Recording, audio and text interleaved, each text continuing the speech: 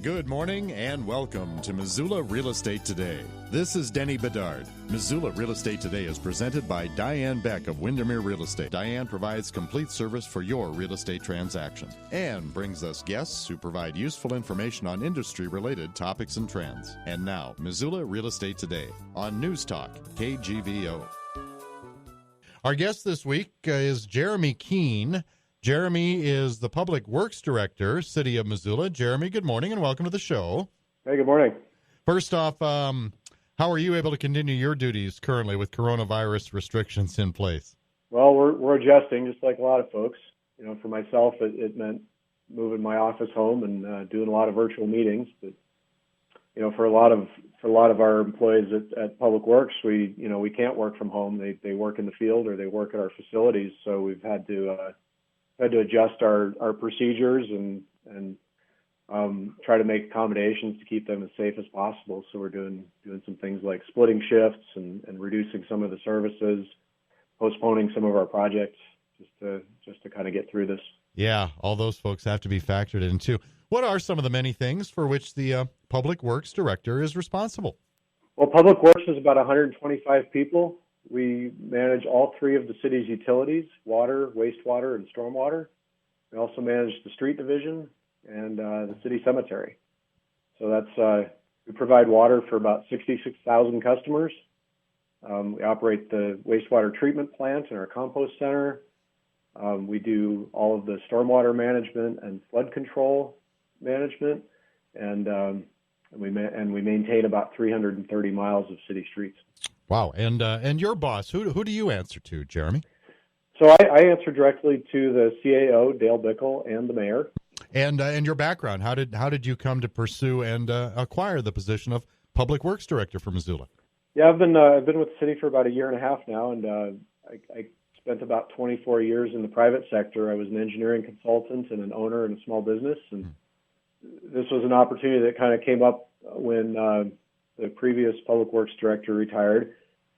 I've lived here for a long time. I really love Missoula and feel fortunate to get to work here and work on projects that are making positive change. And I had a conversation with the mayor that we were talking about, where are we really headed as a city? And the burning question for me was, how do we hang on to what's good about Missoula while we grow into a larger city? And, what kinds of things do we need to be thinking about in terms of public infrastructure, things like, clean water and good sanitation, but also, how do we keep our streets safe and provide good transportation and work on good land use?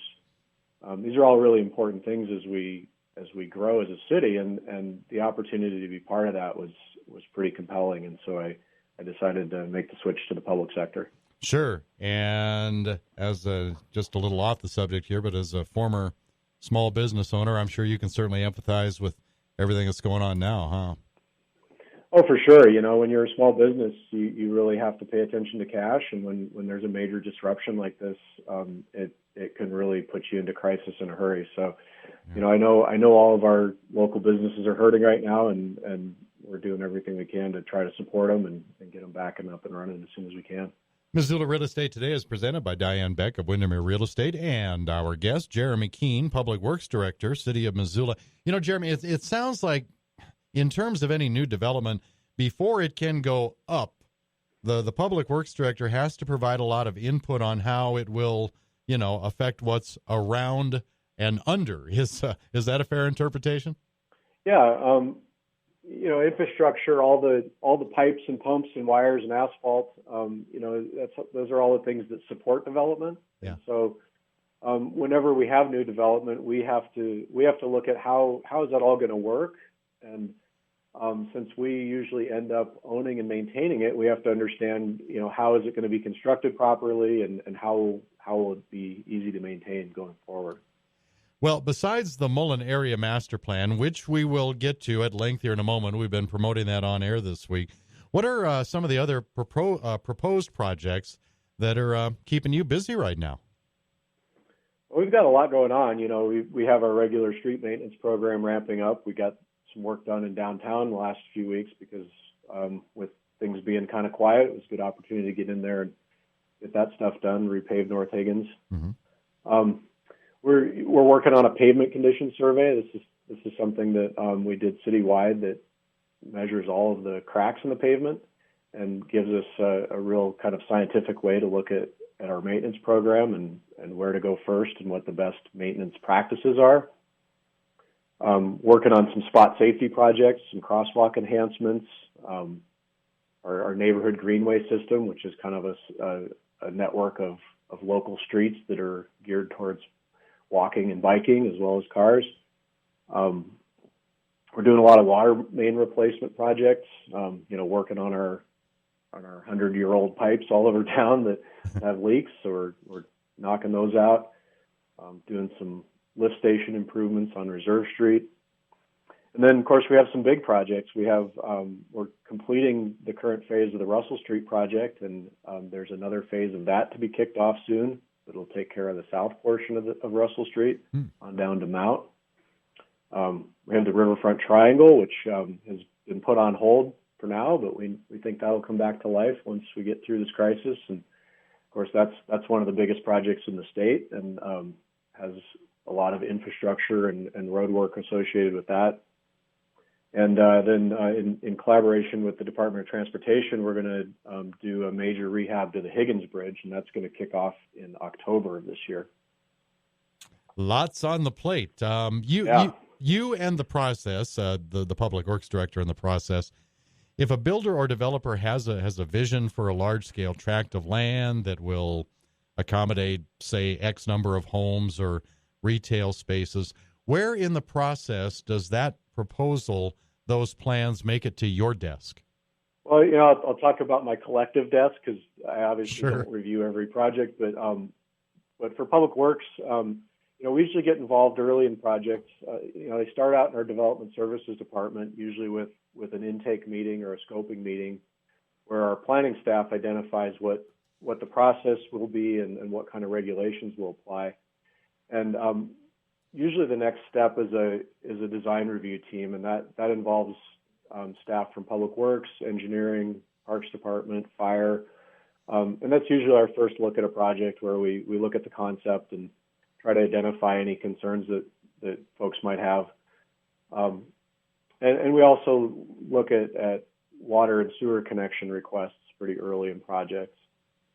And then, from there, they move into either a subdivision process or a building permit process typically, and Public Works will review all of those infrastructure elements that are associated with it. And then finally, with construction, we get involved in construction inspection for water and sewer connections, for storm drainage, including looking at stormwater pollution prevention during construction, where we don't want to have runoff or contamination going into our groundwater. Missoula Real Estate Today, presented by Diane Beck of Windermere Real Estate, and our guest, Jeremy Keene, Public Works Director for the City of Missoula. Okay, Jeremy, on to the Mullan Area Master Plan. If you can start with a radio roadmap, what is the general area that we're talking about? Yeah, this is one of our big projects right now. You've probably heard about the Build Grant, and so this is an area generally west of Reserve Street out to the airport, and between Mullan Road and West Broadway. And what is the plan? How is its implementation being proposed so far? Homes, condos, townhomes, apartments, retail business. I don't know. So I guess something along the line of maybe a Poly Square might be factored in there. But what is the overall vision of the plan? Yeah, it could be some things like that. This is an area that's been developing for many years, and it actually goes back to the early 2000s when the city and county worked on some planning for that area that included a grid network and plans for sewer, and portions of that have been implemented already and they're in the ground, and other portions are still continuing to develop. So what we're working on now is really building out that primary grid of roads and utility infrastructure. And what's exciting about the effort now is really the planning that's going on around it. While we're we're designing and building the backbone infrastructure, we're also thinking about how we want to create Missoula's next great neighborhood. How do we make this a place that really is something that really works well for Missoula and is a place that we love, just like we love all of our older neighborhoods. So we recognize that this area is really critical to Missoula's growth. We're geographically constrained. We have hillsides right. and rivers and ag lands, and so we can't build everywhere. And so we really have to be we have to be thoughtful about where we do build and how we do it. So we see this area as the next 20 years of Missoula growth, and if we don't do that well, if we don't use that land efficiently, we'll push development further out of town. And that creates a couple of problems. It makes it harder for us to provide services, things like police and fire and schools, as well as infrastructure. And it also makes it harder for people to get around. So people have to rely more on a car. And so that affects affordability, not to mention sustainability. So when we build new neighborhoods, if we think about how we can provide options for walking and biking, transit, a mix of housing options, a range of income levels, so that it becomes a complete neighborhood, and you have the things you need in the neighborhood, so that all of your trips don't require leaving your neighborhood. We understand that we're still going to drive cars and we're still going to need to go places, but if you can accommodate some of your trips within your neighborhood, that makes the whole neighborhood more functional, more sustainable. Well, and to your point too, Jeremy, this is not an isolated area as it stands right now. I mean, lots of residential, business, natural resources close by. What have some of the big concerns been that you've received input on so far? And conversely, what are the positives you feel are worth taking into account? Yeah, obviously traffic is a big concern for this neighborhood, both in terms of safety and congestion. I think what's happened out there is the area has grown without the supporting infrastructure. So we're relying on a very small number of roads to get everybody in and out. And it kind of highlights a fundamental problem that we have that, new roads are very expensive, and we can't afford to build our way out of it in a lot of cases. So, our long-range transportation plan identifies $325 million of projects that we need to do over the next 30 years.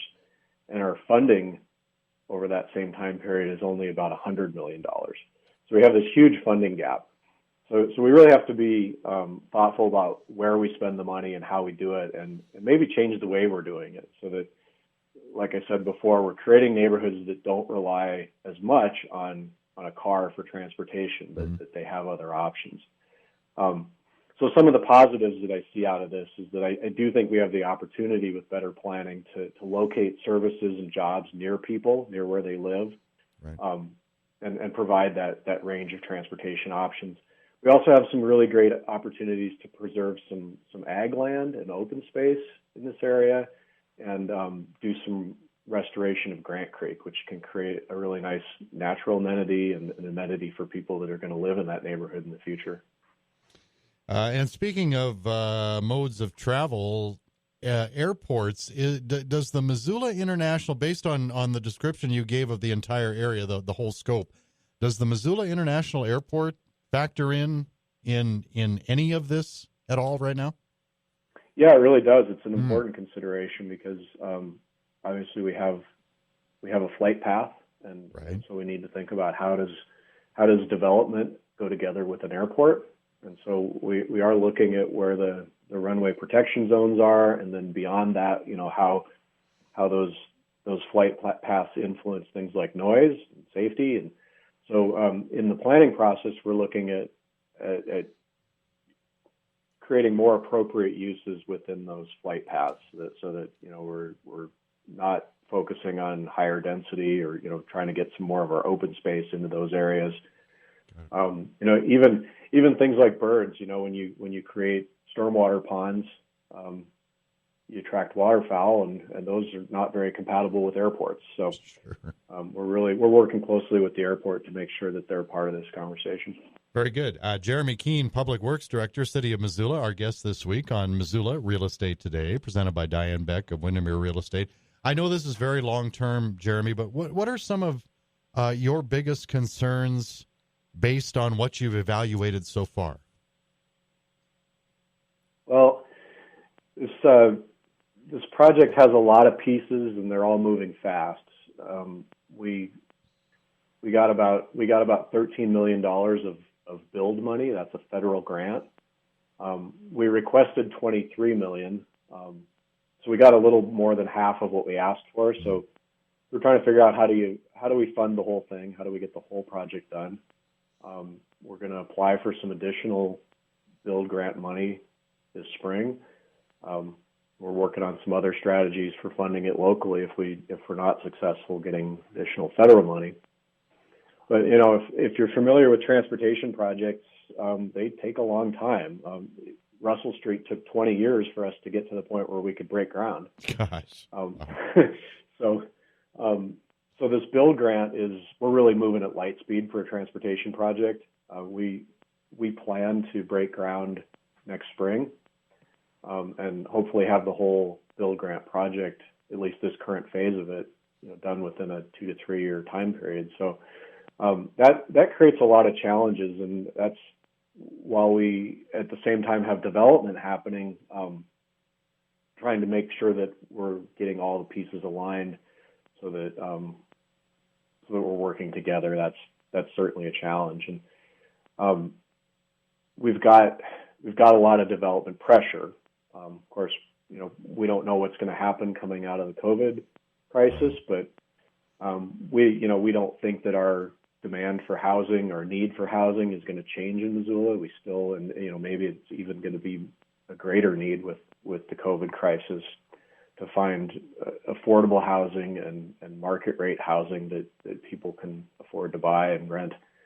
So, we recognize all of those things, and we want the build project and the master planning process to really be agile and moving quickly so that we accommodate some of those needs. Well, on a personal note, considering it's pretty close to the neighborhood I live in, I can't tell you how thrilled I am with the Russell Street project. I didn't realize I'd been waiting 20 years for it, but I'm quite happy with the whole thing so far. It seems like it's going well. It is, yeah. It's a really nice piece of infrastructure. It took us a long time to get there, but you already see the results. You see it working better as a transportation corridor, and you also see the redevelopment starting to happen along that corridor. Yeah. Missoula Real Estate Today, presented by Diane Beck of Windermere Real Estate. Our guest, Jeremy Keene, Public Works Director, City of Missoula. So, Jeremy, once you have made a determination, once the Public Works Department has made a determination on a proposal, where does it go from there? Well, it kind of depends on the project. Okay. In a case like the build grant project, we're working from a concept. When we wrote the grant application, we kind of used fat markers and broad concepts to describe the project, and now we're moving into design, which develops all of the detail around that. So going out there and doing surveys and geotechnical work, and really looking at all of your grading and alignments for the roads and how the utility infrastructure is going to go together. So all those details, that stuff all goes into construction drawings. And so we're in the process right now of creating those construction drawings, getting plans ready that can go out to a contract to be built. Part of our challenge with the build grant project is that we only got 13 million of the 23, so we have to prioritize which project elements we want to do first. So we're going through a process of looking at each road segment or trail segment and identifying what are the benefits of that piece and how do we want to prioritize that. So we want to get that done this spring so that so we know which pieces we want to carry forward into those final construction drawings and be ready for construction next year. Is that 13 million of the 23 million granted to you that you were requested? Is that firm? Can that be revisited or reapplied for, or you just that's what it is? The build grants are on an annual cycle, so Okay. for 2019, that's what it is. We have $13 million. The next cycle in 2020, those grants are due in May, and that's where we can ask for additional money. And so we'll put this same project back in and explain that we didn't get the full amount. We'd like it to be considered again, and hopefully we'll get the last $10 million that we didn't receive. We should know about that probably late summer. Mm-hmm. Yeah, good. All right. Here we are talking about the Mullan Area Master Plan here, and you talked about this earlier in the show, Jeremy. One of the first things that came to my mind is the road itself, Mullan Road. If this were to come to fruition, do you see a time when you'd have to consider making Mullan Road more than one lane each way? Yeah, that's possible. One of the things that we're doing that I think is a really good step in the planning effort is we're looking at the total build out of that whole area. So we're projecting the land use and how many people are going to be out there and how much traffic that will generate. So we'll have a traffic model for that whole area that will tell us how many roads do we need and how many lanes do we need on those roads. And so our intent here is to build for what we ultimately need, so we don't have to come back and make a bunch of changes later. So once we have that traffic model, that'll tell us more information about Mullan Road and whether we need more than just one lane in each direction. Do you have a projection at this point? You mentioned the number of people, about how many people this might eventually involve. I guess I'm referring to residential, not businesses, but I mean homes and families. Do you have some numbers that you're kind of looking at this point already? Well, the discussion has been anywhere from about 3,000 housing units up to as many as 9,000 housing units. So if you figure that's typically about 2.5 people per house, that could be 7,000 to upwards of 20,000 people in that area. So that's and when you look at Missoula's growth, that's 20,000 people would be our next, I think, about 15 years of growth. Okay, so not far fetched, certainly. I mean, you're working with pretty realistic terms here. Well, it's certainly possible that Missoula will grow that much in the next 15 or 20 years, and that's why I said earlier that it's really important that we use this area thoughtfully, because it will accommodate a lot of Missoula's growth.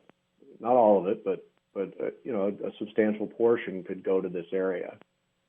Is this both city and county property? If so, how is the jurisdiction affected by that? Yeah, it is a mix of city and county, and this has been a collaboration with Missoula County. They actually led the grant effort, and they're the grant recipient, so we've been working hand in hand with them to implement this.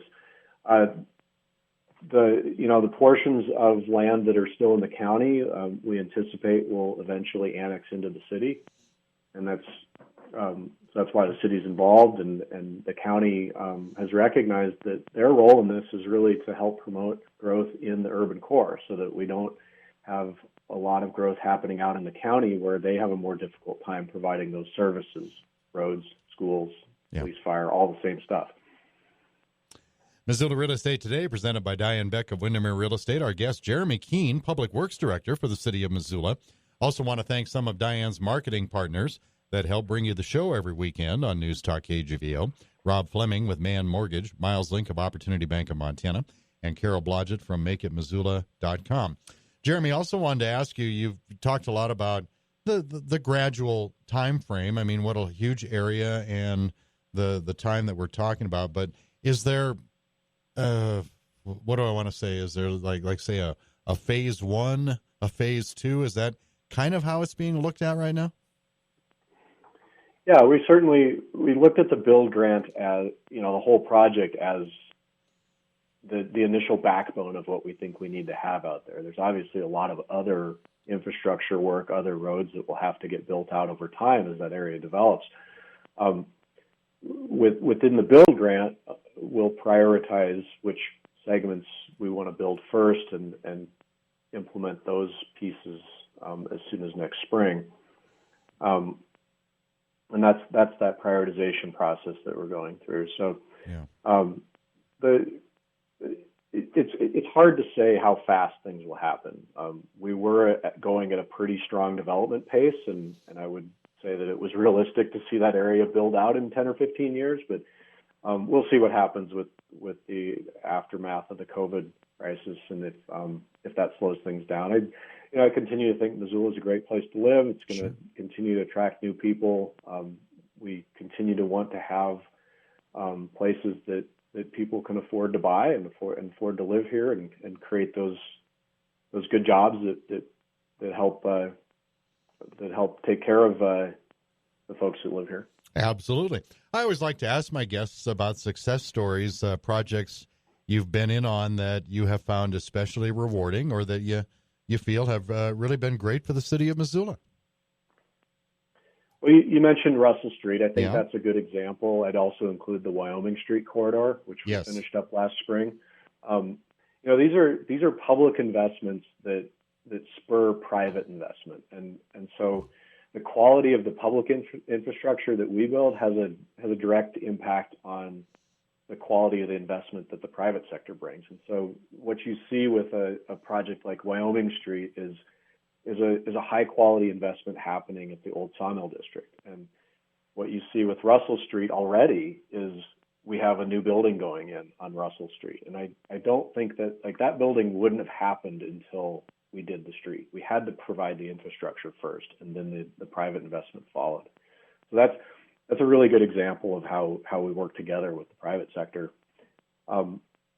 Another project that we're working on is a long-term thing, but we're working on water main replacement throughout the city. And over the last year, we did projects that we estimated and measured our leakage, and we were able to reduce our leakage by 1.2 million gallons a day. So to put that in perspective, that's 2 Olympic-sized swimming pools every day that we were leaking. And that's just the tip of the iceberg. We were working on numerous older water lines that have leaks that we're trying to address those leaks. And so that's a project that will go on for many years, but we're ticking them off and making improvements there. Yeah. Well, one thing I did forget to ask you, we're almost out of time, but since you're on a real estate show here on the radio, what is your interaction with real estate agents and agencies? Do the two of you visit a lot, I guess is what I'm trying to say? I think we do. We think about development as partners in this process, and realtors and real estate agents are part of that. We often meet with them to talk about projects at a conceptual level when somebody's looking at a piece of property. We also have a regular development community meeting that happens once a month, where we just get together and share information. We try to let the development community know what's going on from the city's perspective in terms of regulations or current projects, and then we try to hear from them what they're working on. If folks are interested in more information about, the Mullan Area Master Plan or anything else that the Public Works Department of the City of Missoula is involved in, what's the best way to go about that? You can certainly go to our City of Missoula webpage. We have a Public Works page. And then there's also a Mullan Area Master Plan page. If you Google Mullan Area Master Plan, you'll find our virtual hub for the charrette process that happened a few weeks ago and all the information about the planning that's happening out there. And then in the coming weeks, we will be standing up a web page for the Build Grant project itself, and that'll have more detailed information about that. Excellent. Jeremy Keene, Public Works Director for the City of Missoula, on Missoula Real Estate Today. Great job, Jeremy. Thank you for coming on the show. Danny, thanks so much. Appreciate being on. Thank you for listening to Missoula Real Estate Today. Contact Diane Beck with Windermere Real Estate. Email dianebeck@realtor.com or visit her website, homesinmissoula.com. We'll see you next time on Missoula Real Estate Today.